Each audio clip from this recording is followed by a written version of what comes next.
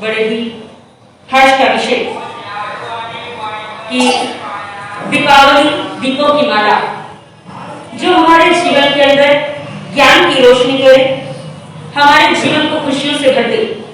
यही शुभ मंगल कामना, यही शुभ भावना ये दीपावली पर,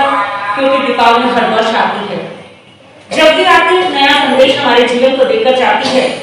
कि जो हो गया सो हो गया, आगे की चिंतन कर लो,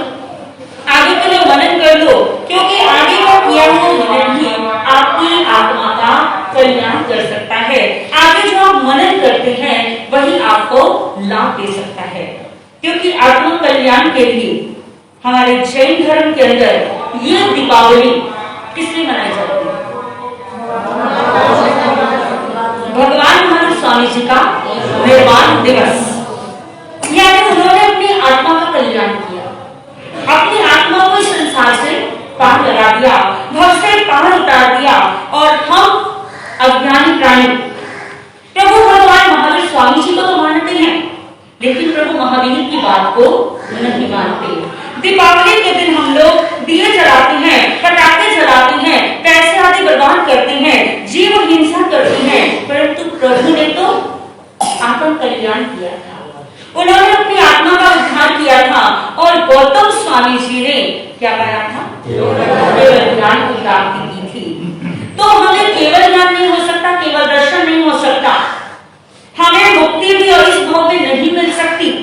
पंचम आने के अंदर। लेकिन इतना तो है कि हम इस दीपावली पावन वर्ष पर अपने जीवन के अंदर कोई ना कोई त्याग, कोई ना कोई नियम ऐसा अवश्य ले जिससे हमारे दीपावली पर्व मनाना सार्थक हो सके। कोई भी नियम हो, चाहे जो हमारे बड़े हैं वो बड़े व्रत का नियम ले सकते हैं एक वर्ष के लिए, क्योंकि ये हमारा दीपावली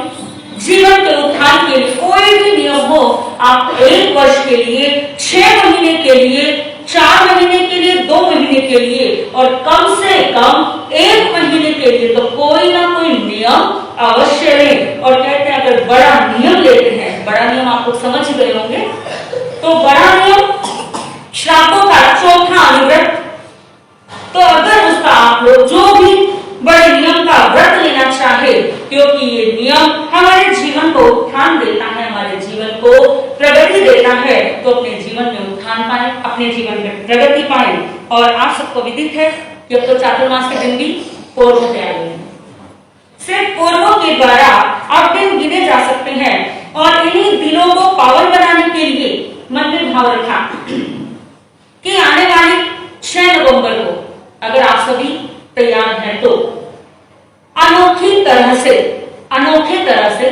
अनोपूर्वी का पाठ किया जाएगा। अनोखी तरह से, जैसे बैठ के आपने अनोपूर्वी पढ़ ली, वो तो एक साधारण है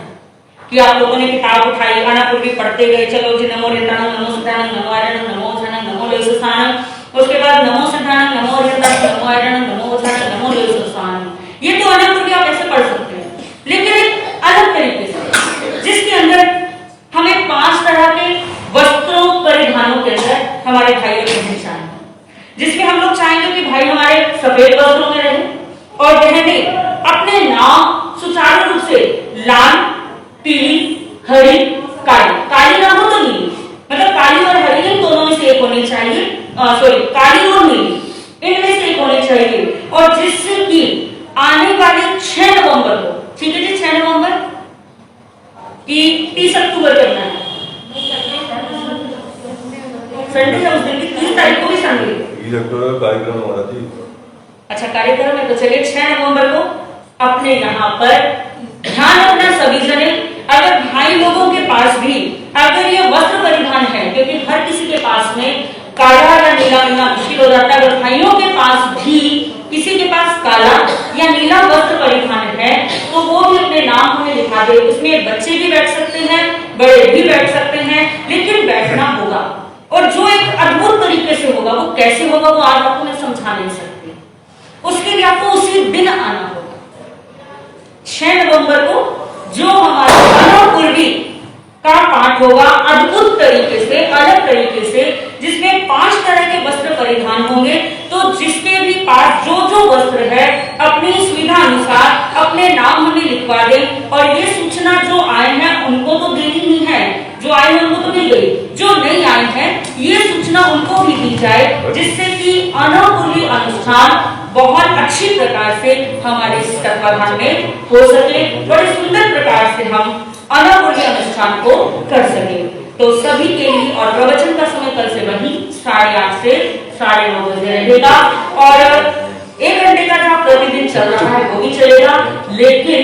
आने वाली 8 तारीख को सभी जनों से कहना चाहूंगी कि उस दिन 12 घंटे का जाप, 12 घंटे का, क्योंकि चातुर्मास समाप्ति का दिन है तो इसलिए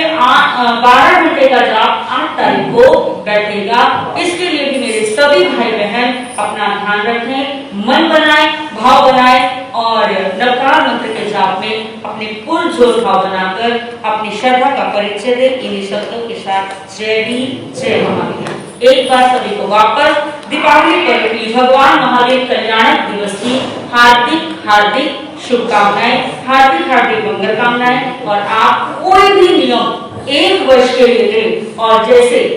मैंने आपको पहले भी कहा था कि जो व्यक्ति 1 साल तक लगातार 1 साल लगातार आंधी आए तूफान आए साधु संत हो या ना हो परंतु उसके बावजूद भी अपने स्थानक में अगर जो आता है, ये तथ्य बातें हैं, ये आजमाई हुई बातें हैं, ये कोई सिर्फ दिखावटी बातें नहीं है। अगर जो व्यक्ति 1 साल तक लगातार स्थानक में आता है और स्थानक में आके अगर गुरु महाराज है तो मंगल पाठ सुन जाओ, नहीं है तो स्थानक प्रवचन हॉल में आओ, 5 बार 11 बार नवकार महामंत्र पढ़ो और अपने कार्य में चले जाओ। जो ये काम करता है उसके विघ्न बाधाएं, जो भी जीवन में विघ्न होते हैं, बाधाएं होती हैं, परेशानियां होती हैं, जिनका कोई समाधान किसी को नहीं मिल पा रहा हो, अगर वो 1 वर्ष तक लगातार स्थानक में जाए और अगर कई बार ताला लगा हो, जैसे कईयों की बात रहती है कि हमारा सेवक नहीं है, स्थानक में ताला लगा तो क्या करें,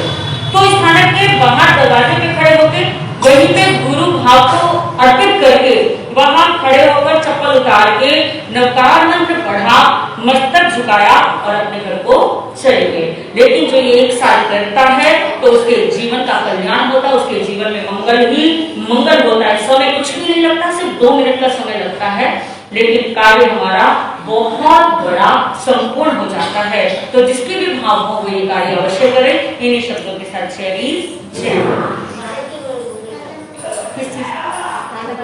1 साल को आगे से हिसाब से आंधी या तूफान जो मर्जी स्थिति हो, आपको यहाँ आने जाने समझ का त्याग बोल। आप कहीं बाहर गए हुए हैं और वहां पे अगर स्थानक है तो आप वहां जाकर दर्शन कर सकते हैं। मतलब जैसे आप बाहर गए और स्थानक में मतलब स्थानक में नहीं आ सकते तो वहां स्थानक है तो वहां आकर दर्शन